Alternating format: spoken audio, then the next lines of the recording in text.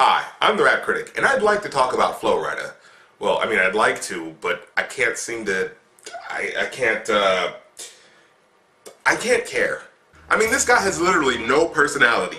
Nothing to draw me into wanting to look up anything about him as a person or as an artist, which is what makes his success so baffling. If you consider the fact that the guy has no presence on hip-hop websites or pop music sites in general, he doesn't hang out with any specific crowd of people like Young Money or Maybach Music, and if the guy combined the record sales of his last 3 albums, he still wouldn't be going gold, it's staggeringly confusing to know that he's had 5 top 10 songs in the last 3 years. You know, I wouldn't be surprised if he was some rapping android created by Warner Music Group to make inoffensive generic party songs that elicit maximum positive responses from nightclub patrons. And it's not just because he makes club music.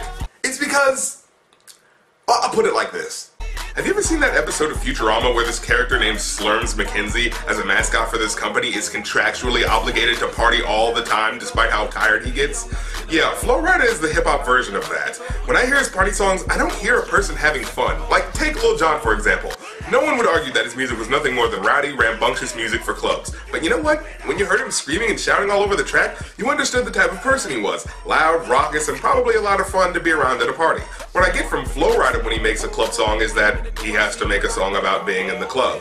I mean, that's it. Every song is, I must say something about models, and then I'll say I'm popping bottles. But then I heard the title of this new song by Flo Rida called I Cry, and it kinda took me back a little bit. I mean, with a title like that, it can't be just about partying, right? You have to say something other than party, party, party, and drink, drink, drink. So, out of pure curiosity, let's look at Flo Rida's latest single, I Cry.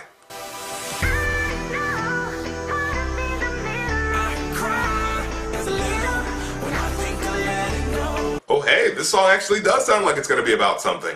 So this song is about him being sad and having to let something go. I wonder what he could possibly be talking about. What actual peek into Flo Rida's psyche are we going to get with this unexpectedly more reflective, sad, and somber... What are you doing? The song is called I Cry. Why is the beat so up-tempo and not unhappy?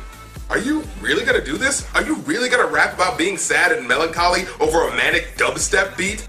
Dude, not every song you make has to be made for the clubs. You can have a couple slower, thoughtful songs. Not everything has to be, I'm partying hard in the club. I'm looking at this girl's fat booty in the club. I'm sad and contemplating the darker moments of my life in the club. Well, whatever. Maybe he really has something to say, but they'd only let him do it over another ripped EDM song. Well, let's hear it. You wanna get behind the wheel, but only one rider. Oh, so it's gonna be one of those songs, huh?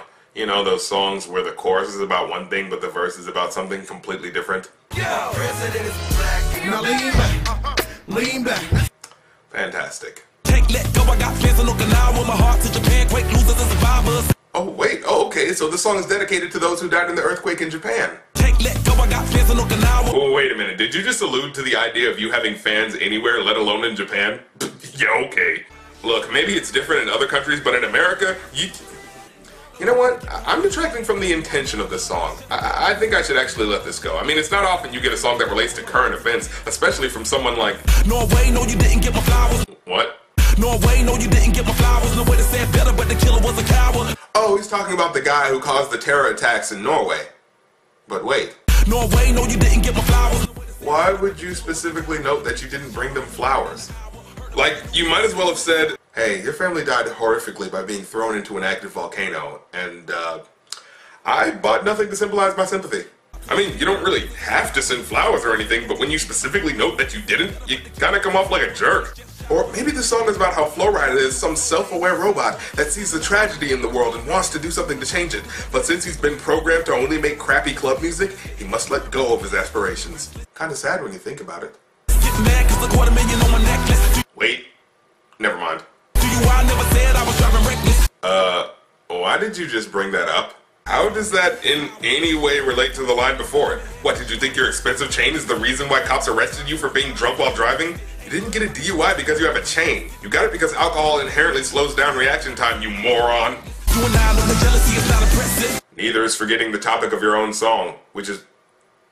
What's the song about again? Oh no, I can't stop, I was destined. Destined for what? Destined to be rich and successful? Is this what you're supposed to be crying about? Because you know the song is called I Cry, right?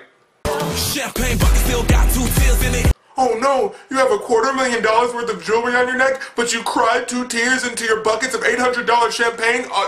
Are you falling on hard times, Flo Rida? Look, I understand how money doesn't buy happiness and that you can be rich and still have problems, but let me explain to you how empathy works. If you want the general public to care about how you feel and the emotion that you're trying to get across is sadness, it makes it a little harder for us to really get it if you keep mentioning how much money you have, because most of us don't have that much money. See, there are plenty of musicians that are richer than all of us, but we still feel their music because they don't bring it up in their sad songs.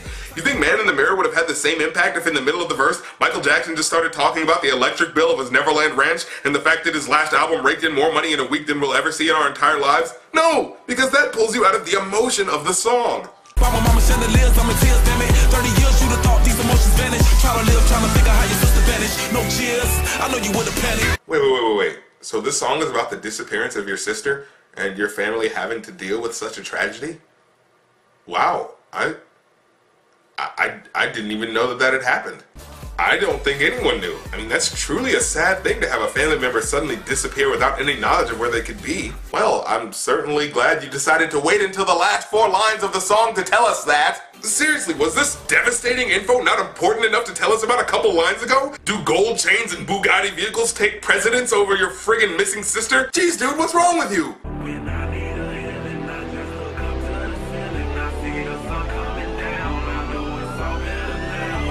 So whenever you need to feel better, you just stare at the ceiling? I mean, I get looking at a sunset. A sunset is beautiful, but first, you just look at the ceiling?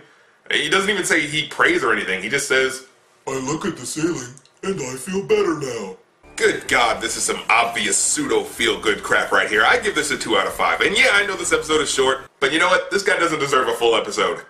And even so, what can you say about this, man? When what he's rapping isn't unintelligible, he's pretty much bragging about himself with sprinkles of sadness thrown in every couple lines. And you know what? It was exactly what I was expecting. So let's end this here so I can talk about a rapper that actually matters, like Kendrick Lamar, whose single probably still isn't charting that well, if at all. Wait, what? Swimming pools is actually in the top 40 right now, making the ending of my last episode completely irrelevant? Huh. Why is it that whenever I'm optimistic about a good artist, they either disappear or become terrible, but whenever I'm either pessimistic about a good artist or I just want a bad artist to go away, they always stick around? Flo Rida, I hope your success is unending and that you stick around forever. I'm the Rap Critic. You don't have to like my opinion, but I don't have to like your song.